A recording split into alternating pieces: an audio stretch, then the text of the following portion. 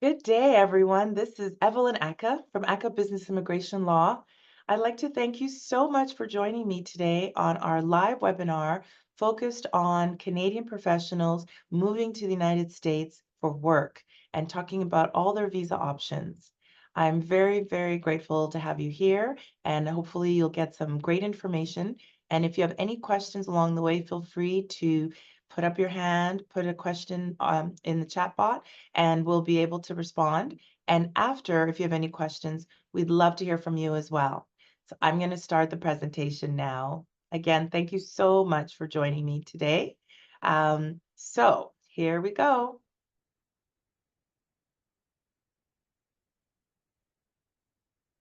This is our overview of what we're going to be talking about today. We'll be focused on talking about our little bit of introduction to Ackah law. And then as well, there'll be the discussion about the USMCA, the new NAFTA, as what I call it. We'll be focused as well on the business visitor categories for NAFTA professionals to go into the United States for business purposes without requiring a work permit. As well, we'll be talking about the NAFTA professional TN visa, the L1A, L1B, the E1 and E2 visas, and then I'm going to provide you with some practical pointers on what to expect and how to best prepare for going to the port of entry or submitting your application. So a little bit about me and the Ackah Law team.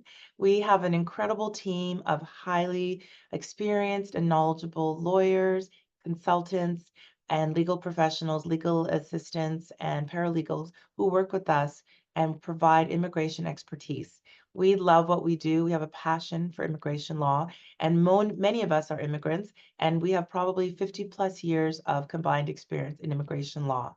So we know what we're doing, and we love it.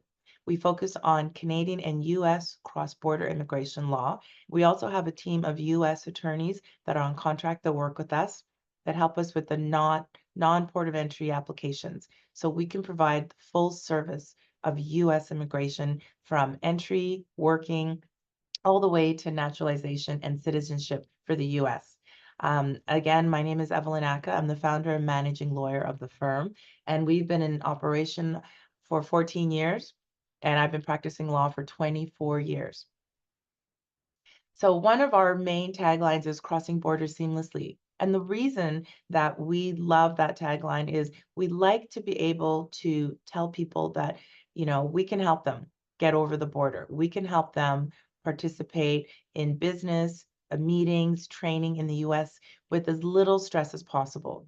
So we want the borders to feel seamless and for you to be able to travel and do what you need to do. And for more than 24 years, I've been practicing immigration law, working at large law firms, global law firms. I was a partner at a global law firm before I started my own firm 14 years ago. And I wanted the flexibility and I wanted to offer even better service at a flat rate and provide clients with simple billing and accessibility that sometimes a large global firm isn't able to provide. And so that's why we started. The goal of Ackah Law is to simplify and expedite the immigration process so that you can open your doors to new opportunities, new jobs, new businesses, new education, new school opportunities.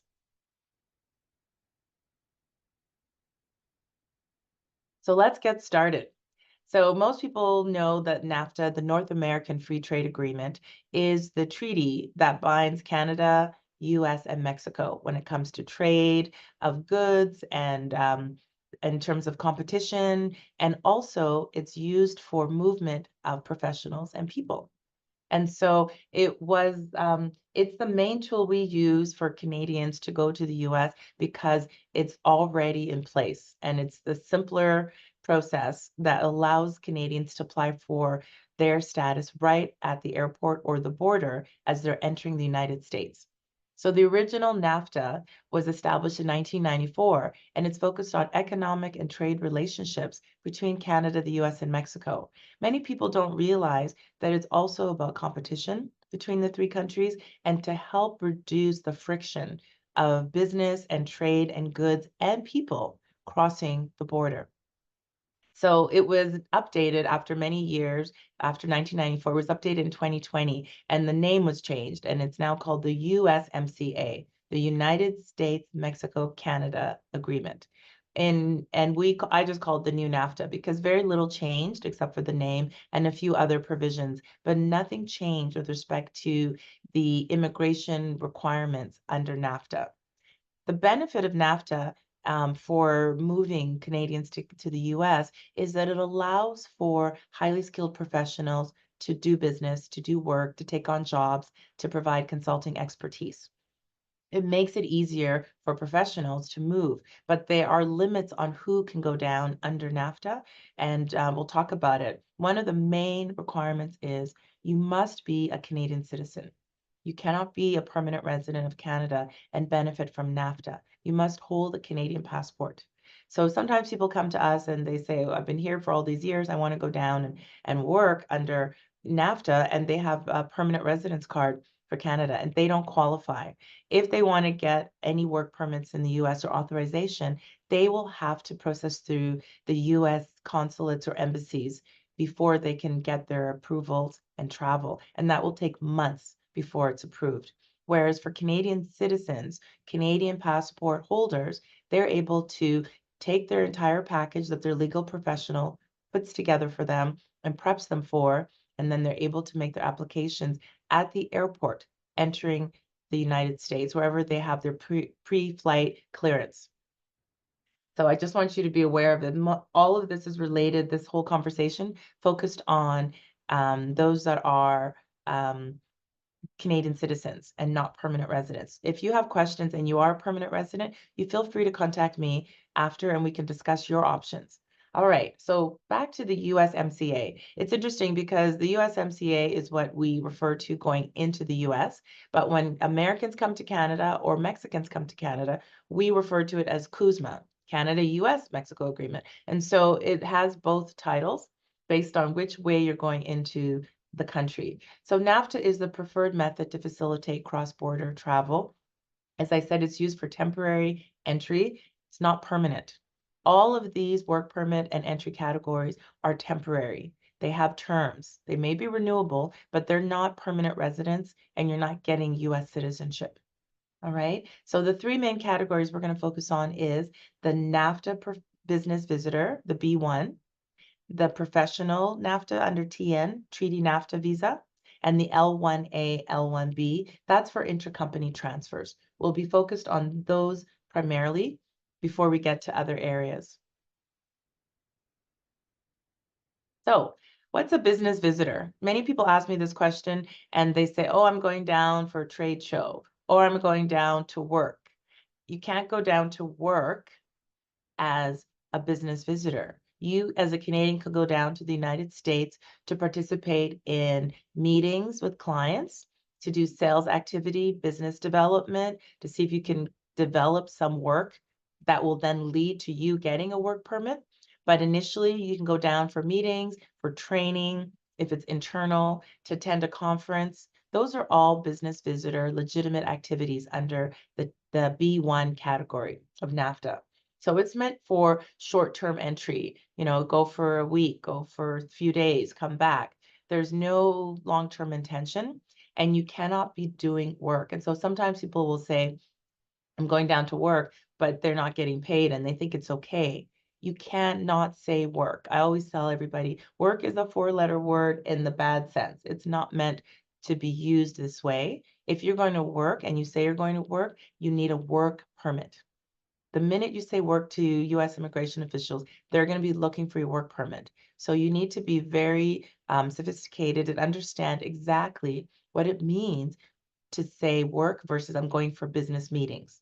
I'm going to see a client. I'm going to look at a site. I'm going to look at office space. So we always recommend that if you are an employer and you're sending people to the US, that you must make sure they're well prepared. They know what they're saying. They have a letter as well that verifies what they're saying. So we always recommend employers not to send your employees to the US without a letter, something that says he's going down, works for the Canadian company, just going down to say hi to a client, attend a client meeting or internal training, or they're going to a trade show or a conference, it needs to be verifiable in a letterhead from your Canadian employer so that immigration, if they ask more questions, you have information to give them. So it's not just enough for the employee to say, I'm going for meetings. They don't always believe. And then the problem with that is if you have trouble going in and you're not prepared, it could affect the employee's personal travel as well, which is the B2 category. B1 is the business visitor for business meetings. B2 is the tourist visa. So if you as an employee get into trouble going to the US under your B1 because your employer didn't prepare you, didn't give you a letter, didn't tell you what to say, what not to say, and limit your scope of activity to just business visitor, and then you get barred from the US or they refuse you, it will lead to you possibly being affected when you want to go down to Disneyland with your family or take a vacation. So it's very important that you don't get into trouble entering as a business visitor. So I always say, know what to say and know what not to say. You cannot say I'm working as a B1 business visitor. You need a work permit. So hopefully that's really clear. I want employers especially to know you have an obligation to your employees to ensure they're prepared for travel when you are sending them down. Please do always prepare them. Make sure they have the documentation and that they understand that, the impact of what they say and what they're doing. And it has to be consistent. Okay, so people will say that, well, I can go down for up to 6 months. I would say that's not very good. I wouldn't want to see a business visitor down in the States for that long. You can't ostensibly stay there that long, but you have to be able to show why you need to be there for so long. How much training are you doing? Is there a training plan? Are you going back and forth? Or are you staying in the States? Those all affect your credibility for US immigration and your likelihood of success. Okay? So we definitely want you to reach out to us before you travel so we can help prepare you so that you don't get into trouble at the border. It's very hard to fix a problem after the fact. Next, we're going to talk now about the NAFTA professional. We do these every day, all day. This is something that I really love doing. We have a very high success rate. If everything is done right, you should have no trouble with your TN visa, so long as you have used a professional and put it all together properly. So what's great about this is you can get 3 years at a time. The TN visa, if you meet the criteria and get the work permit, you're able to be in the States to live there for 3 years and bring your family with you, or you can be a cross-border employee and go back and forth as needed. So the TN visa is renewable indefinitely. I always tell the story that I have a very good friend from law school who's been living in the States, working for an organization that unfortunately can't get her green card. And so she has had probably a TN visa for 20 years. And every 3 years, we renew it and update it and improve it so she can continue working in the US under the TN category as a lawyer. The criteria for the TN professional is very much education based. And that means that it's based on people who have 4-year degrees. And the 4-year degrees are professional based. So you'll see as we move through the deck, the kind of professions: lawyer, accountant, economist, professor.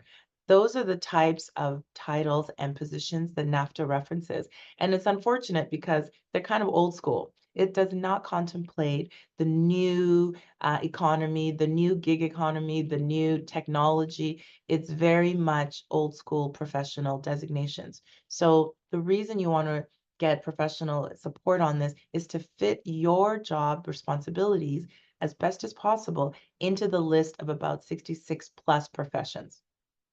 This list includes engineers, which coming from Alberta, Canada, we do a lot of engineers to the US as TNs, geoscientists, and scientific technician technologists. Titles like manager, director, president, CEO, they're not listed because they're not profession specific. They need to be based on a degree. So these are some of the titles under NAFTA professional: accountant, architect, computer systems analyst. And you can see this long, long list includes lawyer. Lots of different professions are listed here. And then they also have professions that are also in the scientific and medical quasi roles as well. So you can see the scientists, agriculturists, breeders, lots of different opportunities are here for people who fit the criteria. The most important thing you need to know when it comes to the TN visa is you need to have a 4-year degree. Almost all of the titles require a 4-year degree minimum. So there are a few that don't, and we'll talk about those exceptions and what you need to do if you don't have a 4-year degree to try to qualify for a visa. So one thing you should know is that, again, as I said earlier, the TN visa is non-immigrant. It is generally not a visa that will take you to green card status.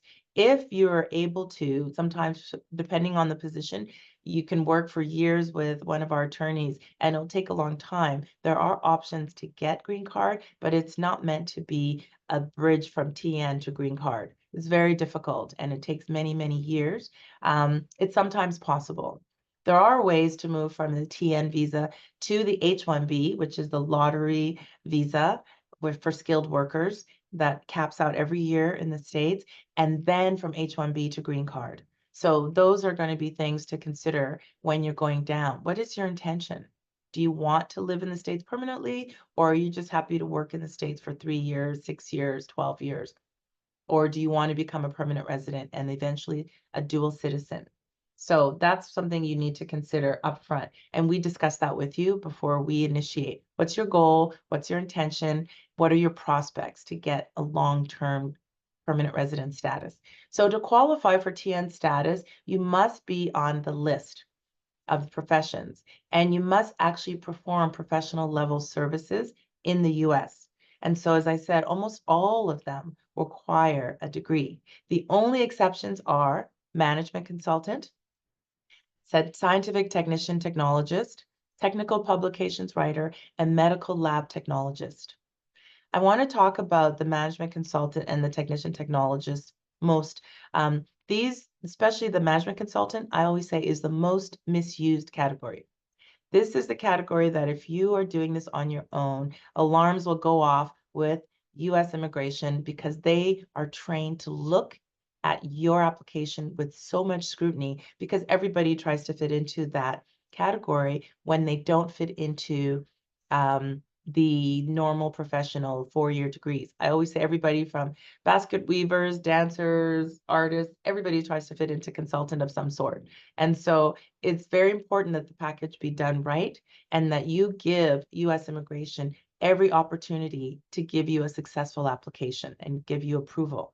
So to be a management consultant, you have to have at least 5 years of experience in your profession that we can prove, and that's a minimum. So if you don't have the degree, you need to have at least 5 years experience, and you need to be able to have reference letters that show and prove that you do have this experience from people you've worked with, other clients.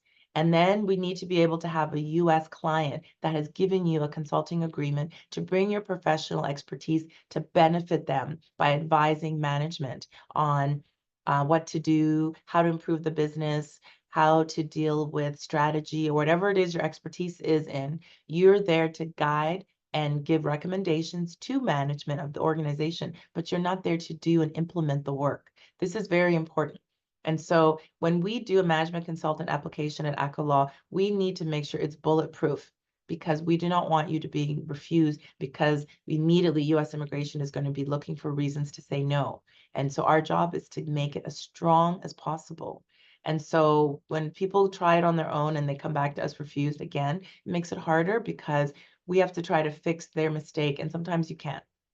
So that's the one for people. A lot of times we use this for people who have tons of experience, maybe people who've worked in construction for 30 years or have a unique background that has led them to having their own consulting firm, but they don't have a formal 4-year degree. This is the category for them. As long as they have a US client with a consulting agreement, we can help qualify them and put the rest of the package together. The other category where you don't need a degree is the scientific technician technologist. We do a lot of these as well, of course, coming from Canada and Alberta in particular, lots of people working in oil and gas. Many of them have a 2-year diploma in technician or electrical or engineering technician type of work. And so they want to go and do work on the rigs or the ways they can use their education. So to qualify for this category without a degree, they must be working under a degreed professional. So that means that if they are a technician, technologist, engineering technician or technologist, they are working under the supervision of an engineer, a degreed engineer. That has to be in alignment with their background. That is what that has to be. And so this one, we usually end up having to provide as well all the credentials of that engineer or that degreed professional that they'll be working under or that's supervising their work. Occasionally, we've been very creative and we've been able to use experience evaluator companies that will look at somebody's 25 years of experience and give an evaluation that the experience is equivalent to either a 2-year diploma as a technologist or a 4-year degree as an engineer. And then we've been able to use that document to help get the TN visa. So we can be very creative. We don't want people not to get to the US to do their work, but we want to make sure it's as strong as possible. So that is the TN visa category. And now I'm going to move into the NAFTA intercompany transfer for L1s. So the TN visa category is usually a category that we can put together internally, maybe in 2-3 weeks, assuming we get everything we need. The other thing that US immigration really likes, everything must be original. So when we talk about the degrees for the TN before we start on the L1, they literally have to bring their degrees. And so I always tell clients, take it off the wall, keep it in the frame, and you take that original degree with you when you make your first application. I know it's crazy, but it's true. They also want every letter and contract, everything that we use to rely upon to be signed in original blue ink. Cannot have copies. So that's very important for the TN, that you have access to your actual degree, that you bring it for that first application, and that they're comfortable that everything is an original and no photocopies and no blue, no black ink. Everything has to be blue and original. So it's very interesting. The other category we do a lot of here at Ackah Law is the L1 visa. Been doing these for 25 years almost, and this is a great category for people that fit. So the way that the intercompany category works is that if you have a Canadian company now and you're operating and you have employees and you're running a business successfully and now you want to expand to the US, or you have US clients that want you to be there working for them, this is one option, the L1 visa. That's the intercompany. So that means that you have also a US entity that you've created. You've got your Canadian business, and now you incorporate a US business, and then we're going to be transferring you to the US so that you can work on your behalf of the company that is sponsoring you, your own company that's related to you. To qualify for the L1, you must have worked for the Canadian entity for at least 12 months, and it must be documented. We have to be able to prove that your employer is in Canada and that you are on payroll. Also, if you're an owner and you're the president, let's say CEO, we can usually find other ways to show how you've been on payroll, how you've taken money. But at the end of the day, we have to show that you are working for the related entity and the companies are related, and that the top level, the ownership is similar, whether it's another company that owns both or the person at the top owns both companies. There has to have a commonality of corporate relationship. So the main ones we do are L1As. That's the executive category. To be considered an executive in Canada, moving to the US to work, you must have a team below you, and you must be directing and managing that team or a major function of the organization. Something that shows that you're driving the leadership, you're creating the business, you have discretionary decision making, you can hire and fire, and that you have people reporting to you that are also senior level. That's the executive. And NAFTA, L1A and L1B are the options. We'll talk about L1A is the executive and manager. Those are L1A. And again, a manager doesn't have to be an executive, but they have to be managing a department or function, supervising people, and have authority to fire and hire, making decisions on salary, etc. That's the manager. So those two are considered L1A. Most recently, US immigration added a functional manager category. We don't use this a lot, but this is essentially somebody who manages an essential function, but they may not manage staff. And this was created because people were not fitting perfectly into the L1A executive or manager if you didn't have people below you. That's why we always ask for the corporate structure chart. Do you have people below you that you manage? And in this case, it was determined that they did not have people below them. And so then the immigration created the functional manager, where they're showing that you do have a management role, but you're not managing people. And that your role was essential and critical. So these are the L1As: executive, manager, sometimes I say senior manager or manager, and then the functional manager.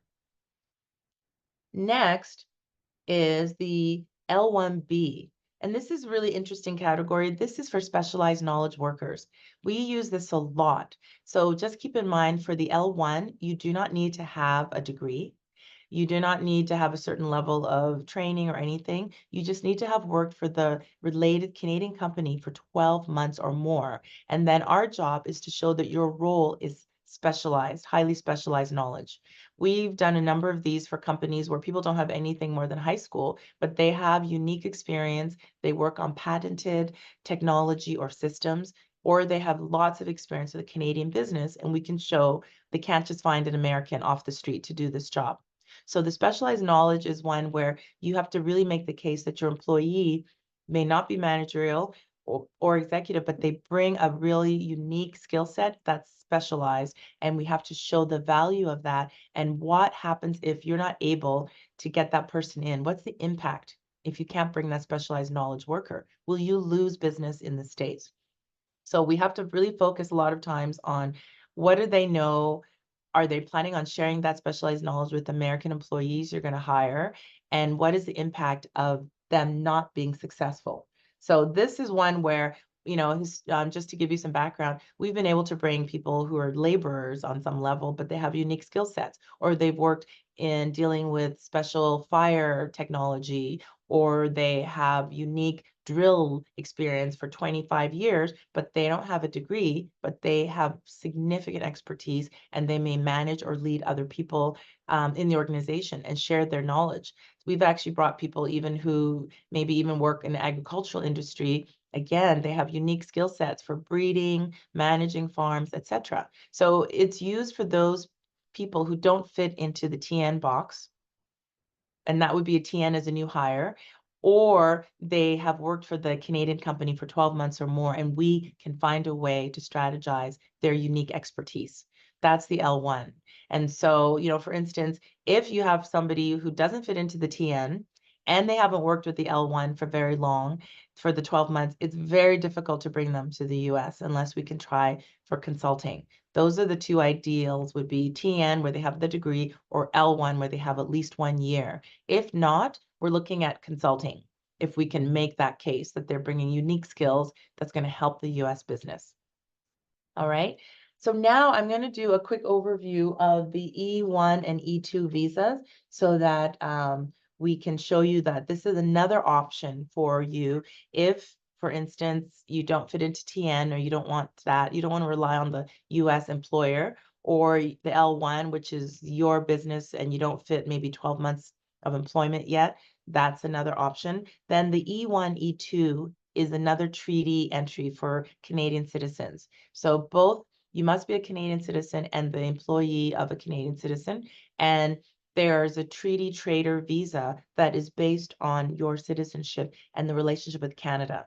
You can get this. The difference with the other visas and this one is the E1s and E2s have to be processed through the US Embassy. So they take significantly longer. They're not applications that can be done in 2 weeks or a month or 6 weeks, and then you go to the border. These applications, even if we do all of our work quickly, getting the appointment at the US consulate right now is taking months, anywhere from 4 to 8 months, depending on which city you want to go to make your application. Usually it's Toronto, you have to go for the first one. So you need to plan ahead. If you're thinking of the E, the benefit of this is you might have clients already in the States and you're doing a significant volume of work in the US. You want to get that, it gives you up to 5 years, so you can continue doing your cross-border activity. So it's a great visa that allows for people to do work under the E1 or E2, and you don't have to necessarily invest in the E1. The E2 is where you have to invest a certain amount. They want to see maybe at least $150,000 of investment, sometimes more, to show the activity that you're doing so that you can pursue that business goal. So sometimes clients will buy a business, invest in a franchise, or they're going to bring equipment down or buy a building to start doing their business in the States. The government needs to see where the money has come from, the chain of the finances, and then what the business activity is and the amount of your investment. As I said, these categories can take up to 6 or 8 months sometimes to get. But when you get the first one and the employer company is qualified for the E1 or E2, what's great about it is then you get your 5-year visa. You can live down there, go down there, bring your family. And then the subsequent supplementary E's for your employees that you want to bring, they don't have to have degrees. They don't have to have worked for you for 12 months. And you can also get them 5-year visas because the company's already been approved. So then the focus of their visa application is on them and their backgrounds and what they do for the business in Canada and why you want them in the US. So these definitely are more extensive visas, the E1 and E2. They like to probe into where the money's come from, what kind of business, showing the US business activities, clients you have, contracts you have. So these definitely take longer. They're not ones that can be done at the port of entry, but they're very valuable if you're able to do them. It's a great opportunity to move a bunch of your staff to the US as well as yourself for expansion of the business. So now that I've gone through the B1, B2, TN, L1A, L1B, E1, and E2, I call it, this is like the alphabet soup of immigration in the US. It literally is A to Z. They have visa Q, T, it's crazy, U, all the way up and down the alphabet, and they all are different categories. But for Canadians, the ones we focused on here in this presentation are really the main ones Canadians can benefit from. I also want to just share that when you get your initial TN and L1 and they're renewable, the L1 is renewable. If it's an L1A, you can have a total of 7 years. So you might get 3 years your first, maybe 1 year your first, if it truly is a new office. We always like to ask for 3. And if you get the 3 years, you can renew for 2-year increments, up to 7 years if you're an L1A. If you're an L1B, you get your first year or 3 years, then you can renew up to 5 years total, get 2-year renewal. Keep in mind, if you're not spending full time and you haven't moved to the US, any time spent outside of the US, we can recapture. So that means if you're really a cross-border employee, you don't live in the US full time, we can get you up to 9 years, possibly on L1A, and maybe up to 7 years. Depends how much physical time you spend. So we keep track of that and we tell you to do the same. All right. Those are the main things I wanted to share. The other thing is for doing your renewals, they don't really treat them as renewals or extensions. They're treated like your brand new application again at the port of entry. And we want Canadians to continue to do the renewals at the port of entry because if you know anything about US immigration, when it goes to a processing center, it goes into an abyss. And next thing you know, you get a request for evidence, and you may not be approved when you have somebody who's got weeks and weeks to review and drill down and ask all kinds of questions and send you, a 15-page request for evidence for more information. Canadians have the benefit of processing again at the port. So I highly recommend our clients travel back, put your package together, let us help you do it again, and then do your application again. Because at the port of entry, they literally have an hour to 2 hours to review your application. They don't have 3 weeks to dig into it. And so they're looking at it at a high level, and you meet the criteria. So why put yourself through that fear of possibly not getting extended when you can do it in person? You can explain to the officer what you do and why you're the best at it, and it makes it more likely you're going to be successful for a further term. Okay? I've got some tips to share on what to expect when you get to the border and what to say. So one thing we see a lot is sometimes people have criminality they aren't even aware of. The DUI from 20 years ago that didn't show up before is now showing up. And this is because US immigration and the police services in Canada, RCMP and the FBI, they're sharing more information with each other. And it's more electronic now. So you have the opportunity that they can find out things that happened.